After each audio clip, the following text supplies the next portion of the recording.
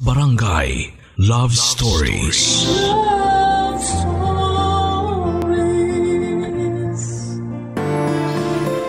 Ang tunay na pagmamahal ay hindi tumitingin sa panlabas na katangian ng isang tao. Mas binibigyan ito ng atensyon ang kabutihan ng kalooban ng kanyang minamahal.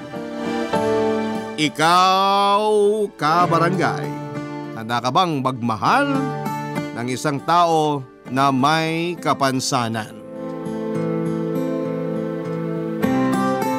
Dear Papa Dudut, walang tawang hindi dumadaan sa mga matitinding pagsubok sa buhay. Kasi ang mga pagsubok daw na yon ang nagpapatatag sa ating pananampalataya sa buong may kapal. Minsan nga lang sa sobrang bigat na mga pagsubok ay hinihila na tayo nito pababa. Pero hindi dapat na maging dahilan yon para tayo ay sumuko sa buhay. Hello po sa inyo, Papa Dudut. Itago niyo na naman po ako sa pangalang Tanya. 38 years old, nakatira dito sa Pangasinan. Matagal ko nang libangan ang pakikinig sa radyo at syempre ang inyong programang Barangay Love Stories, ang pinaka-paborito ko sa lahat. Sobrang nakaka-inspire kasi ang mga kwentong inyong binabasa. Umahanga din ako sa mga taong sumusulat para mag-share ng kani-kanilang kwento ng buhay, kaya eto ako ngayon at mag-share na rin ng kwento ko. Papa Dudut, 3 years old ako na magkaroon ako ng polio. Hindi na ako naipaggamot pa ng mga magulang ko dahil gipit din sila sa pera. Hanggang sa lumaki na nga ako habang ang kaliwang pa ako ay nanatiling maliit na lamang. Palagi tuloy akong may saklay para hindi ako gaanong mahirapan sa paglalakad. Naging tampulan din ako ng tukso ng mga kalaro at kaklase ko, Papa Dudut. Pero palagi rin namang nandyan ang kapatid kong si Kuya Joey para ipagtanggol ako. Siya na rin ang naging kasama ko hanggang sa mamatay na ang mga magulang namin, Papa Dudut.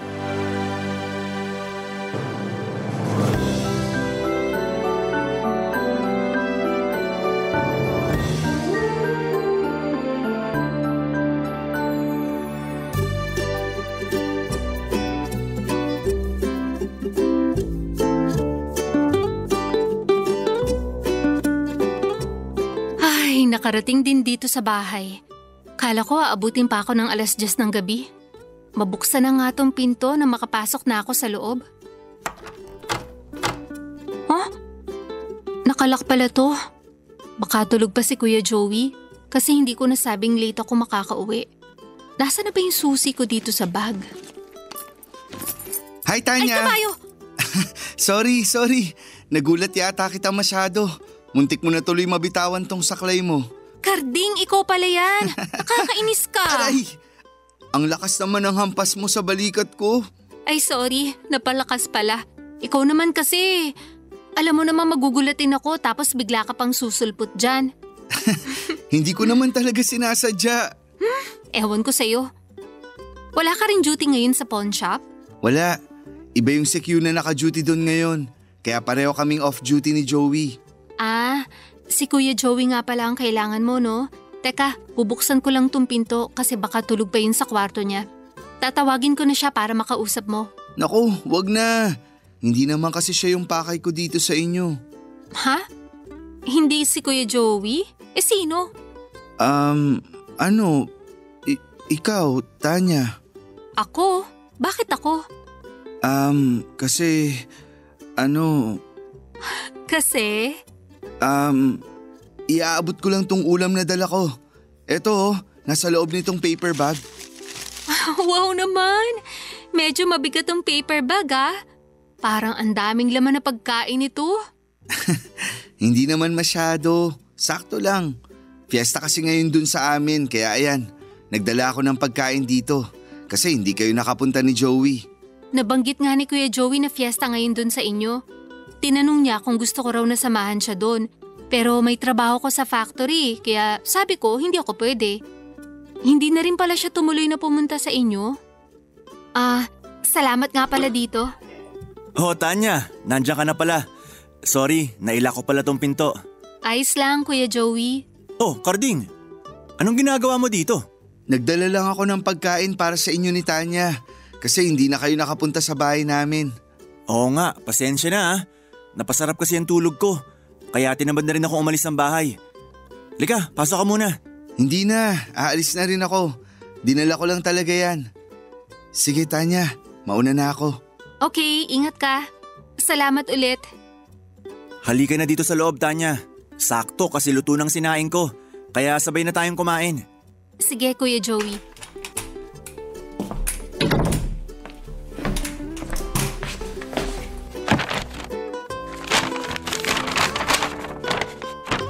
Ang dami pala nitong dinalang pagkain ni Carding. May kaldereta, menudo, adobong manok, pansit. Tapos meron ding leche flan at ubi dito. Kaya pala medyo mabigat talaga tong paper bag nang inabot niya sa akin kanina. Magtataka ka pa ba? Dadamihan niya talaga ang mga pagkain na yan kasi alam niya nakasama kitang kakain ng mga yan. Si Kuya Joey, inaasar na naman ako kay Carding. Sinasabi ko lang naman kung ano yung napapansin ko. Ano naman yung napapansin mo? Na may gusto siya sa'yo. At alam ko na nararamdaman mo rin yun, Tanya. Naku, Kuya Joey, huwag mo nga bigyan na mali siya yung ginagawa ni Carding. Mabait lang talaga yung tao. Lalaki ako, Tanya. Alam ko yung mga ganong galawan niya. Tsaka umamin na rin siya sa akin na gusto ka niya at gusto kanyang ligawan. Ang sabi ko naman sa kanya, dahil matagal ko na siyang kaibigan, alam ko na mabait siya. At nasa iyo na lang kung bibigyan mo ng pagkakataon si Carding na maipakita na seryoso siya sa nararamdaman niya, Tanya. Papa Dudut, may pagka-protective din talaga sa akin ang kapatid kong si Kuya Joey. Tagapagtanggol ko siya mula sa school o sa mga kapitbahay namin na nanunukso sa akin ng mga bata pa lamang kami nang dahil sa paa ko. Siya talaga ang nangaaway sa mga ito para tigilan ako. Naging protective din siya pagdating sa mga lalaki na gustong manligaw sa akin. Kaya nga nakapagtataka na pagkatapos niyang ipakilala sa akin si Carding noon, na kanyang katrabaho ay panay ang tukso niya sa aming dalawa. Ramdam ko naman, Papa Dudut, na may espesyal na pagtingin sa akin si Carding. Dahil madalas nga itong pumupunta sa bahay para magdala ng pagkain o kaya ay hahanapin si Kuya Joey kahit alam nitong nasa trabaho. Dahil pareho silang security guard sa isang pawn shop sa bayan. Ang mangyayari tuloy ay papatuloyin ko siya sa loob ng bahay para doon na siya maghintay kay Kuya Joey. Tapos magkakakwentuhan na kami ng iba't ibang bagay na naging daan para mas makilala namin ang isa't isa. Hindi nga nagtagal, Papa Dudut, ay naging magkarelasyon na rin kami ni Carding.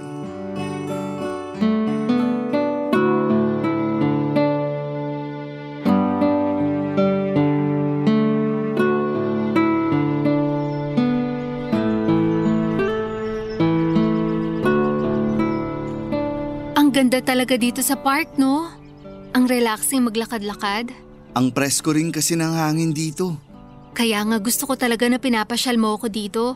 Kasi mas nai-enjoy ko kaysa nasa loob tayo ng mall. Upo muna tayo sa banda ron. Sige, sakto may mahabang upuan doon.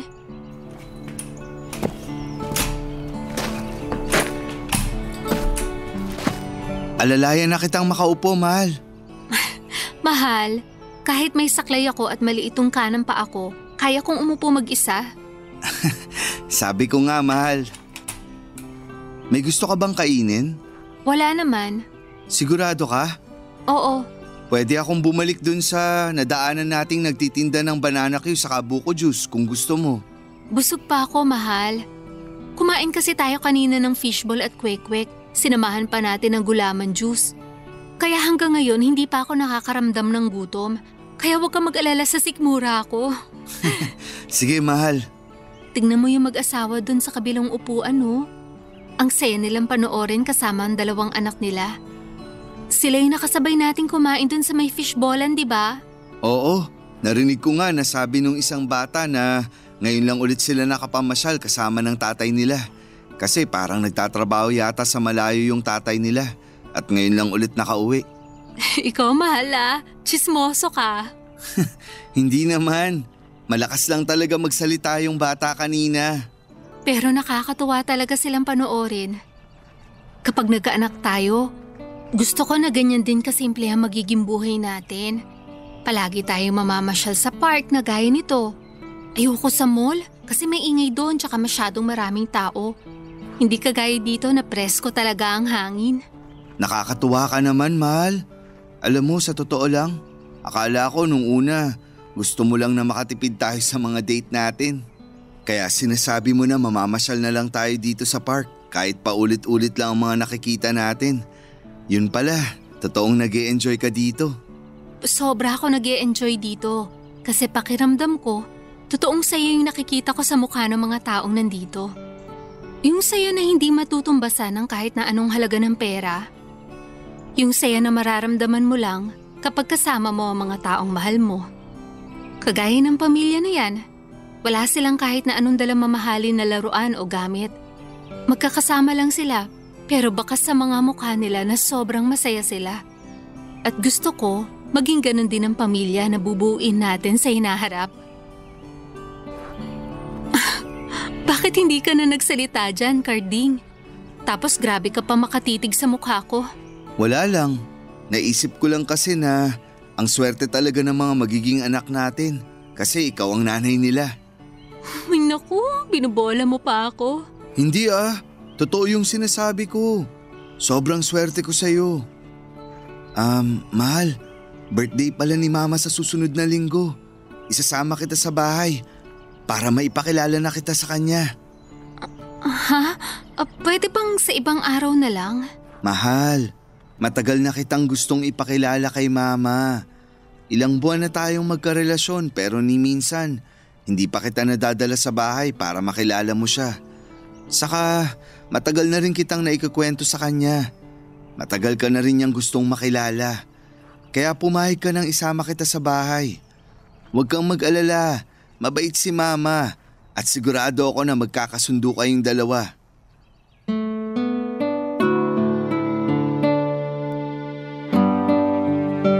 Papadudot, unang beses kong nakilala si Carding noong maghatid ako ng pagkain kay Kuya Joey sa pawn shop kung saan sila nagtatrabaho bilang mga security guard. At nang ipakilala siya sa akin ng kuya ko at nag-shake hands kami, ay hindi niya kaagad binitawan ang kamay ko at grabe ang titig niya sa mukha ko. Medyo nahiya tuloy ako nang tuksuhin na kami ni Kuya Joey. Binitawan na rin ni Carding ang kamay ko habang ramdam ko ang pag-init ng pisngi ko. Mula nga noon ay gumawa na ng paraan si Carding para mapalapit siya sa akin. Noong una ay ayoko talaga siyang i-entertain. Kasi takot ako na magtiwala sa lalaki at pumasok muli sa isang relasyon. Takot akong umasa at masaktan. Pero si Kuya Joey na rin ang naging tulay para kahit papaano ay unti-unti kong maibigay ang puso at tiwala ko kay Carding. Hindi naman kasi talaga siya mahirap mahalin. Lalo na at pinaramdam niya sa akin na tanggap niya ang kapansanan ko. Nahihiya kasi ako na makipag-date sa kanya noong una dahil alam kong pagtitinginan lamang kami ng mga tao sa paligid nang dahil sa maliit na kanang pa ako. Guwapo pa naman si Carding at marami ang mag-iisip na hindi kami bagay sa isa't isa. Pero sa tuwing magkasama kami ni Carding, Papadudot, gusto niya na palaging hawak ang kamay ko at nakakbay siya sa akin. Gusto niyang maramdaman ko kung gaano siya kasaya na ako ang girlfriend niya. Papadudot. Barangay Love Stories. Barangay Love Stories. Papadudot, bago si Carding ay may naging unang boyfriend na ako noon. Sobrang minahal ko siya at sineryoso at akala ko ay ganon din siya sa akin. Nagsimula na nga akong bumuo ng mga pangarap para sa aming dalawa. Umasa na ako na kami talaga hanggang sa huli. dahil nararamdaman ko naman na mahal niya rin ako. Pero nang ipakilala niya ako sa mga magulang at kapatid niya ay biglang nagbago ang lahat. Nanlamig siya sa relasyon namin hanggang sa tuluyan na siyang hindi nagparamdam. At alam ko na ang kapansanan ko sa kanang paa at pagkakaroon ng saklay ang dahilan kung bakit bigla na lamang niya akong iniwanan. Yon ang dahilan, Papa Dudut, kung bakit ako takot nang magkaroon ng pagkakataon na ipapakilala daw ako sa mama ni Carding. Natatakot ako noon na baka bigla na lamang ding magbago si Carding at maisip niya na hindi pala kami talaga bagay. Na baka hindi rin ako matanggap ng mama niya. At maging dahilan yon para hiwalayan niya ako. Solong anak pa naman siya ng mama niya at sigurado ako na hindi nito gugustuhin na mapunta si Carding sa isang babaeng may kapansanan na kagaya ko. Siyempre, hindi ko yon sinasabi kay Carding at gumagawa na lamang ako ng iba't ibang dahilan para hindi ako makasama sa bahay nila sa tuwing yayayain niya ako doon. Naniwala naman siya na hindi ako pwede sa araw ng birthday celebration ng mama niya. Nagkataon kasi na may pasok ako sa trabaho. Ilang beses ko pang tinanggihan ang mga imbitasyon niya noon. Kaya lang syempre pwedeng maubos din ang mga dahilan na yon. Sa bandang huli ay pumayag na ako sumama kay Carding para maipakilala na niya ako sa mama niya, Papa Dudut.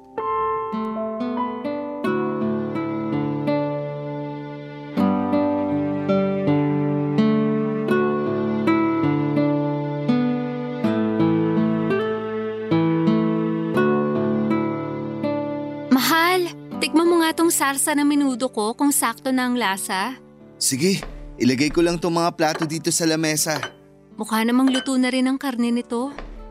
Mahal, saan na? Eto oh, tikman mo na tong isang kutsara ng sarsa na may kasamang maliit na karne ng baboy. Hindi na masyadong mainit yan, mahal. Masarap.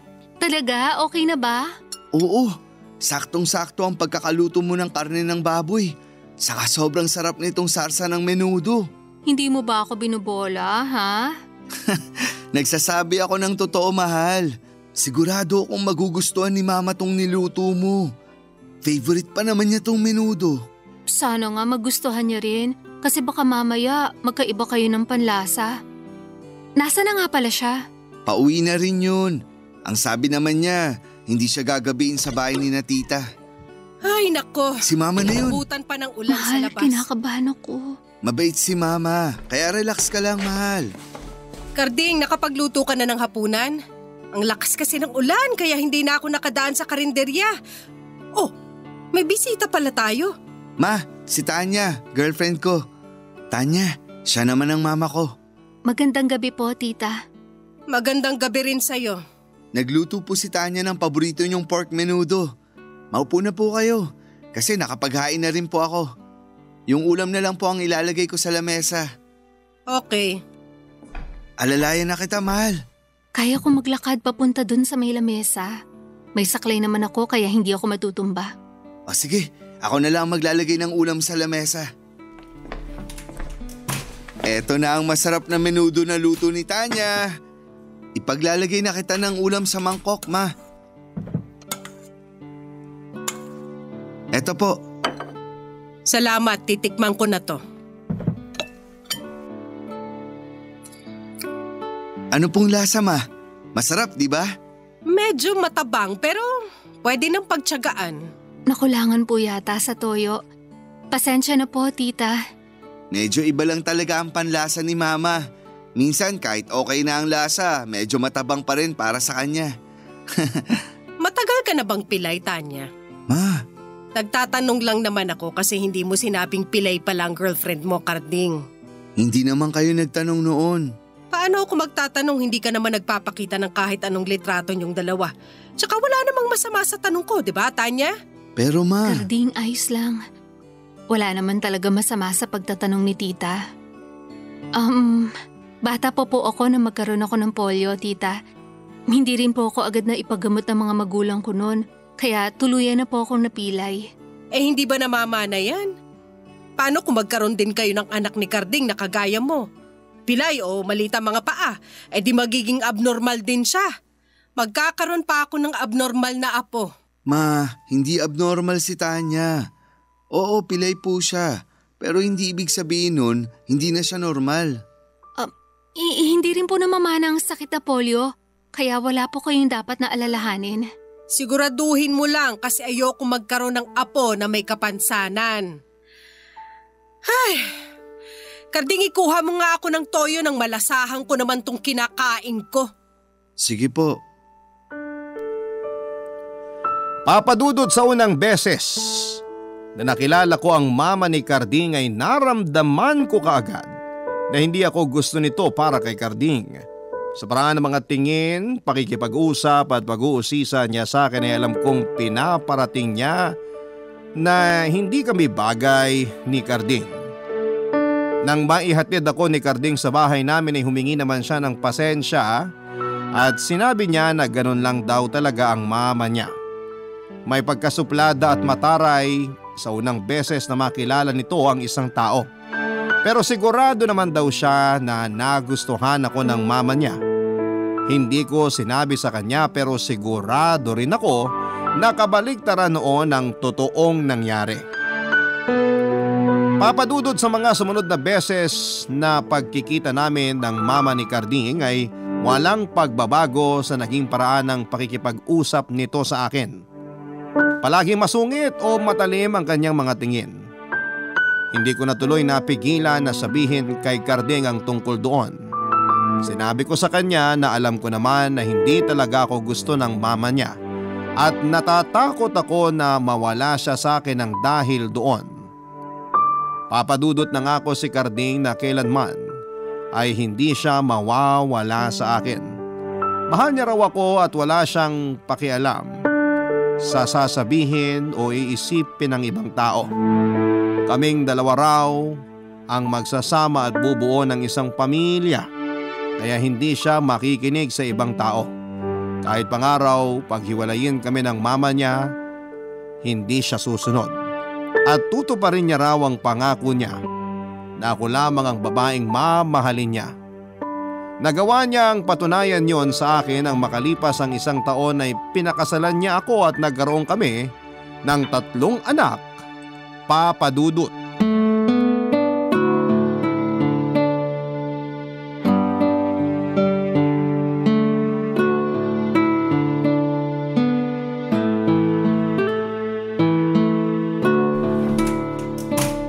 Grabe, nakakapagod maglaba.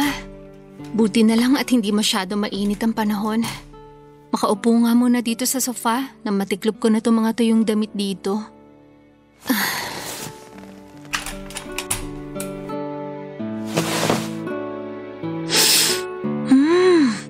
Ang bango ng gamit kong sabon ng panlaba ngayon.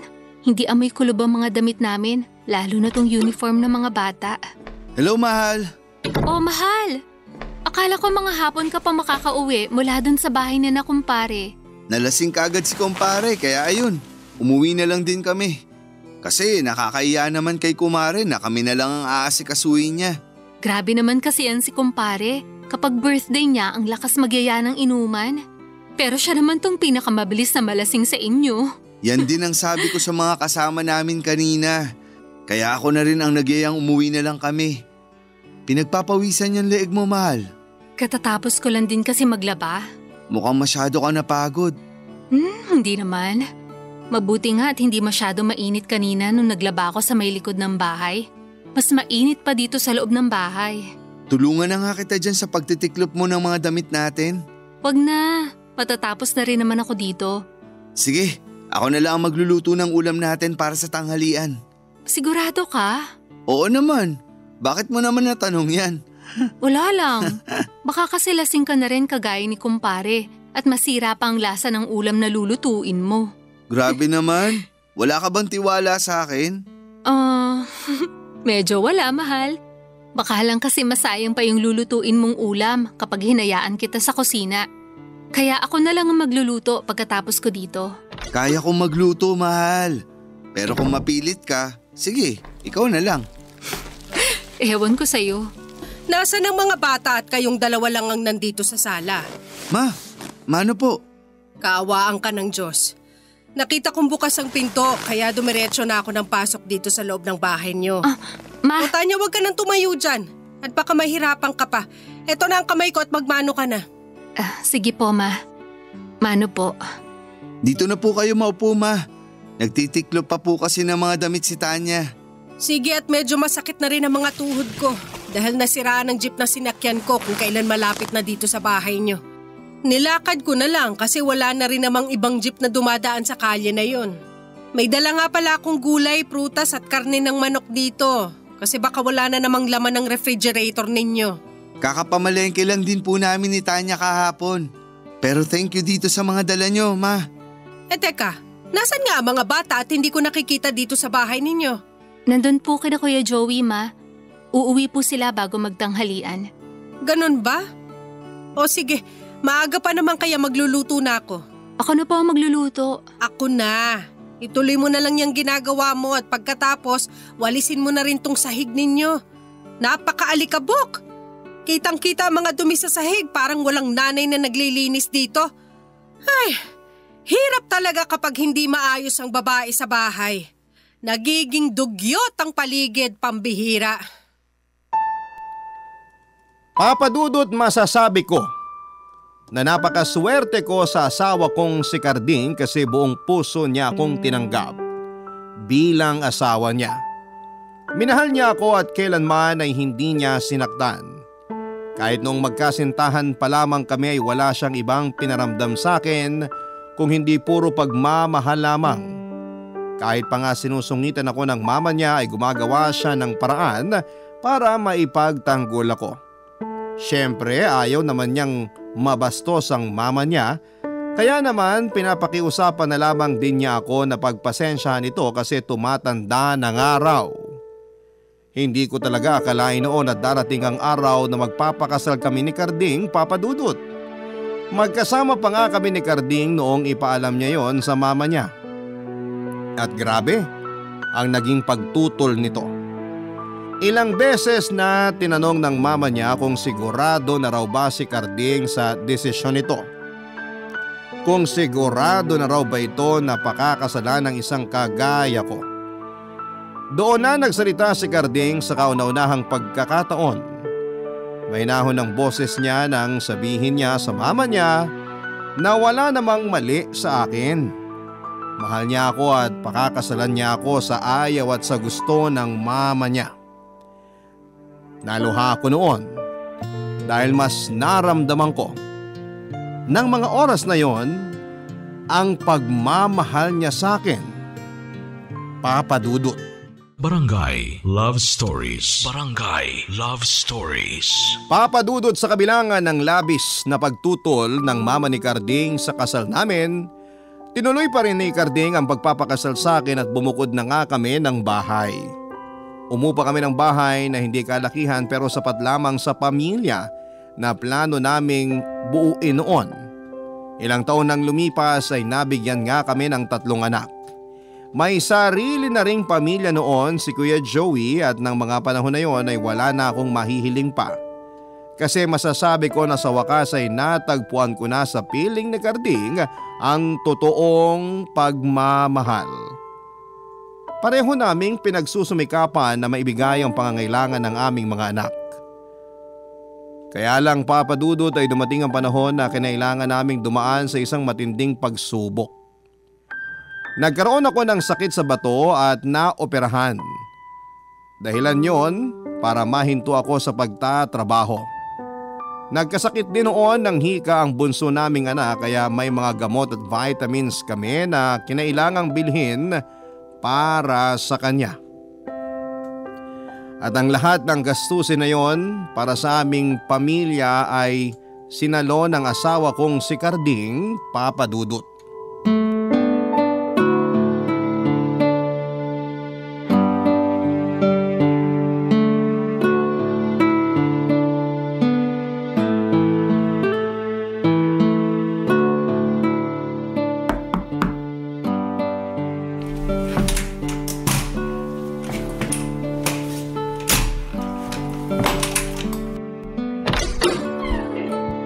Mahal, ginabi ka na yata ng uwi ngayon. Oo nga eh. Nag-meeting pa kasi kami kanina.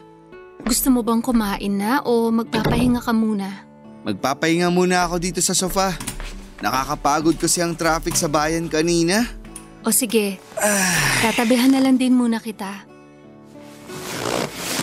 Mahal, kinausap nga pala ako ng manager namin. Anong sinabi niya sa'yo? Plano ng agency namin na ilipat ako sa Tarlac para sa bagong bukas na pawn shop. Tarlac? Ang layo naman nun, mahal. Kaya nga eh. Pero libre daw ang boarding house na titirhan namin doon. Magkakaroon din kami ng food at transpo allowance. Tapos tataas din ng konti ang sweldo namin. Kaya nga gusto ko na sanang pumayag sa paglipat sa akin ng agency sa Tarlac. Pero ang layo kasi nun, mahal. Mapapalayo ka sa amin ng mga bata. Alam ko, at hindi rin yun madali para sa akin.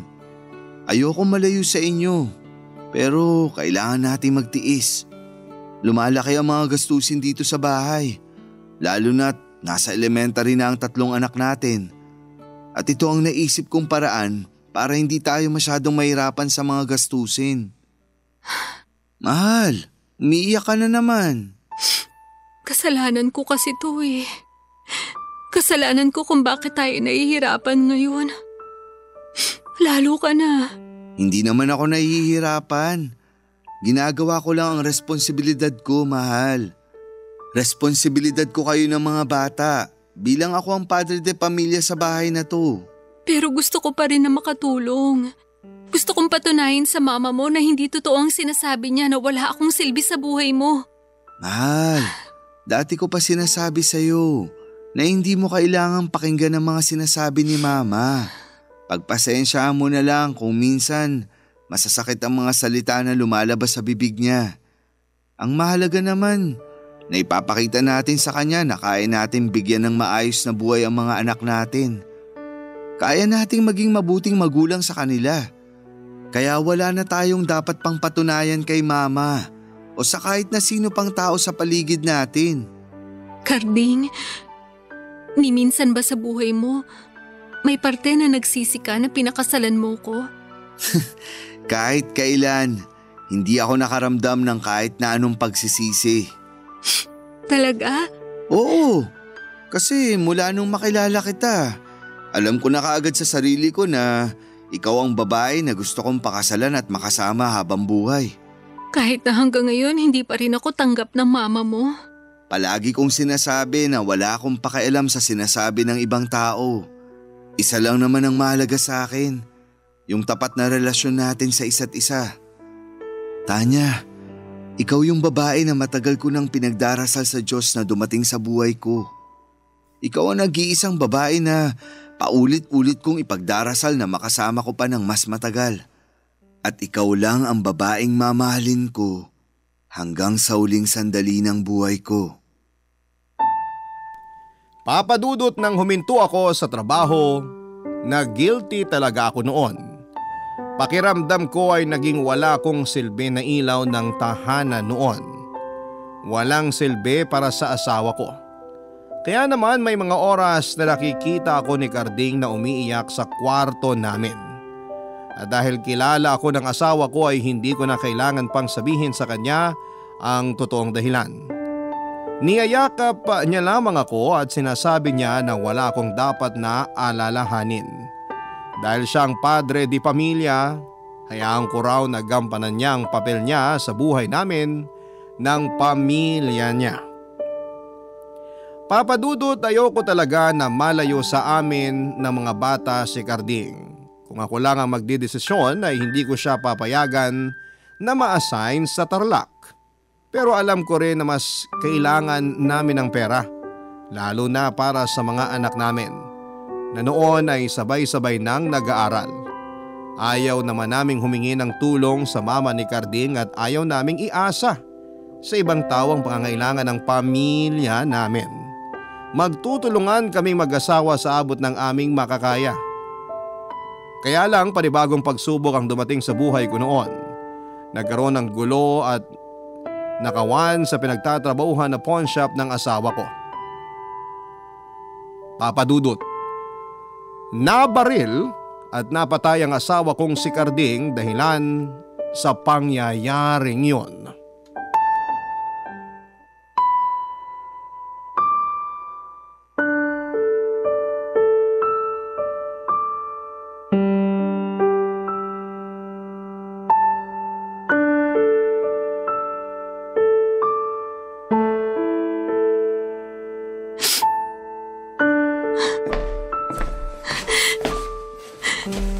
Tanya, eto ang kape oh. Salamat, kuya. Wala na masyadong bisita sa sala kaya pumasok muna ako dito sa kusina. Tulog na rin ang mga bata. Ang asawa ko munang nandun sa sala para mag-asikaso kung may dumating man na makikiramay sa unang gabi ng burol ni Carding. Salamat ulit, kuya. At nandito kayo ng asawa mo ngayon. Aba syempre naman, hindi pwedeng hayaan kita na mag-isa. Kung hindi, malalagot ako sa asawa mo kung nasan man siya ngayon. Ikaw talaga, kung ano-ano pa yung sinasabi mo. Gusto ko lang na pagaanin kahit paanong loob mo. Pumunta na ba dito ang biyenan mo? Hindi pa, Kuya Joey. Ako lahat ang nag-asikaso ng para sa burol ni Carding. Pagkatapos kong ipaalam sa kanya kahapon na wala na si Carding, hindi na siya sumagot pa sa mga tawag o text ko sa kanya. Hindi rin madali sa kanyang nangyari. Sigurado ako na kapag medyo gumaan ang pakiramdam niya, pupunta na rin siya dito sa bahay niyo.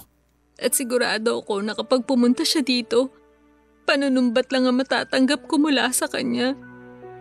Kasi nang dahil sa akin, nawala ang kaisa-isa niyang anak.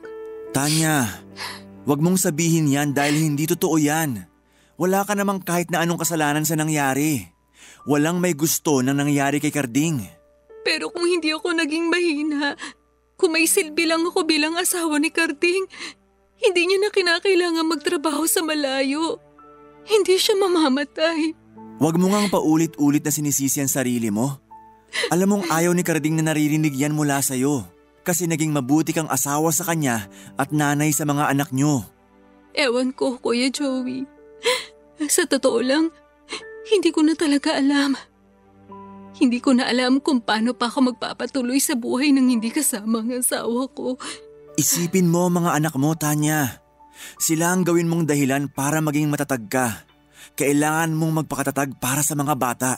Dahil ikaw na lang ang meron sila. Kaya hindi ka pwedeng mawala sa kanila. Tanya, Pinapasok na ako ng asawa ni Joey. Pinatuloy niya ako dito sa kusina dahil nandito ka raw. Pwede ba kitang makausap? Opo, Ma. Punta muna ako sa sala, Tanya. Sige, Kuya Joey. Pasensya na kung ngayon lang ako nakapunta. Ayos lang po. Naiintindihan ko.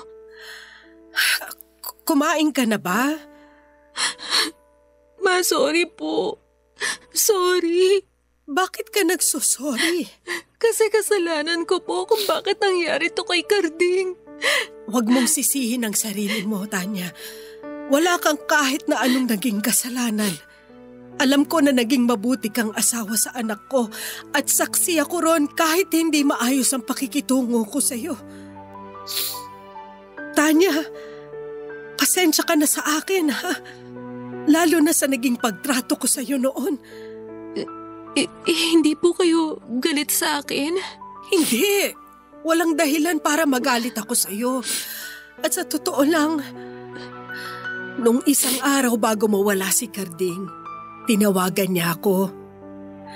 Sinabi niya sa akin kung gaano niya ako namimiss at kung gaano niya ako kamahal bilang mama niya. At hindi lang yun, Tanya.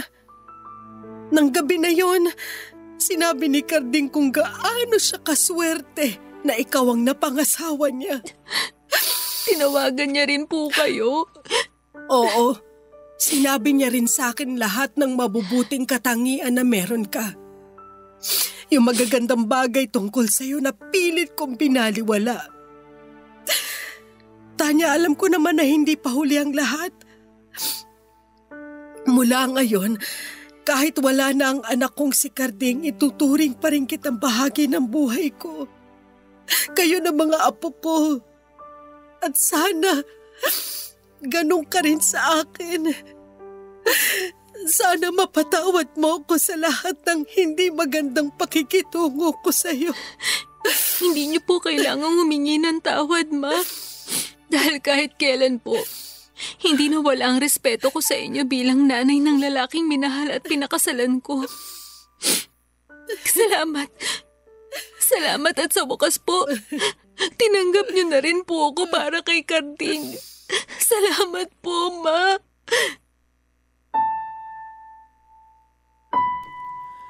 Papa Dudut, bago pa umalis si Carding sa bahay para magtrabaho sa Tarlac ay ilang beses ko pa siyang kinausap kung hindi na ba talaga magbabago ang isip niya. Kailangan niya ba talagang tanggapin ang pagtatrabaho ng malayo sa amin? Pero sa huli hindi na rin siya nagpapigil.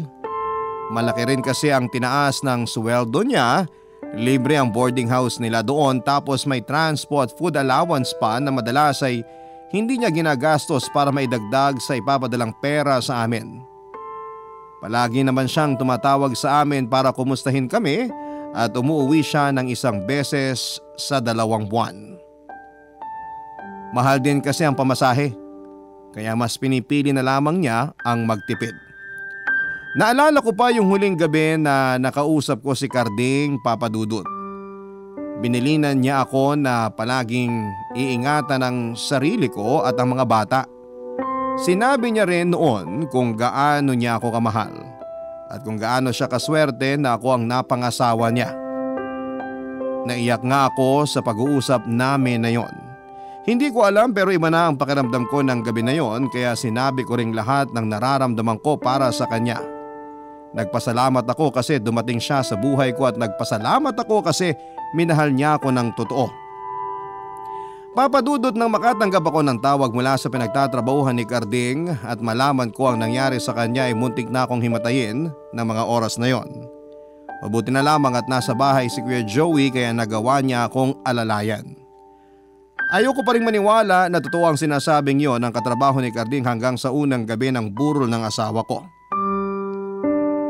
Pilit akong nagpakatatag kahit gusto ko nang maglupasay sa tindi ng hinagpis na nararamdaman ko. Pinilit kong magpakatatag para sa mga bata dahil ayokong makita nila akong pinanghihinaan ng loob. Ako na lamang ang makakasama nila kaya kailangan kong ipakita sa kanila na matatag ako. Sigurado rin ako na yon ang gustong makita sa akin ni Carding. Papa Dudut, ang hindi ko talaga inaasahan ng gabi na yon ay ang pagyakap na ginawa sa akin ng mama ni Carding. Ang akala ko talaga noon ay galit at sumbat ang ibibigay niya sa akin. Akala ko ay sisisihin niya ako sa pagkamatay ng asawa ko. Dahil sa totoo lang ay may parte sa akin ng sinisisi ko ang sarili ko dahil sa pagkawala ni Carding. Inisip ko na ako ang may kasalanan kung bakit siya nawala. Pero hindi yon ang pinaramdam ng biyenan ko. At napagtanto ko noon sa huling sandali na gumawa ng paraan ng asawa ko para magkaayos kami ng mama niya. Papa Dudut, ngayon ay nasa poder na kami ng mama ni Carding. Nagtatrabaho na rin ulit ako at nagtutulungan kami sa mga gastusin. Hanggang sa mga oras na ito ay ramdam ko na binabantayan pa rin kami ni Carding at gusto kong ipakita sa kanya na kailanman hindi mawawala ang pagmamahal ko kaya hindi na ako muli pang nag-asawa. Kahit pa nga may sumusubok na manligaw sa akin, maraming salamat po pala kung sakali man na mapili po ninyo ang sulat ko. At sana po'y nakapag-iwan po ito ng inspirasyon sa ating mga kabarangay. Hanggang dito na lamang po, Papa Dudut. Ang inyong forever kapuso at kabarangay, Tanya. Nagustuhan ng iyong napakinggan? Ituloy yan via live stream sa www.gmanetwork.com/radio. Barangay LS 97.1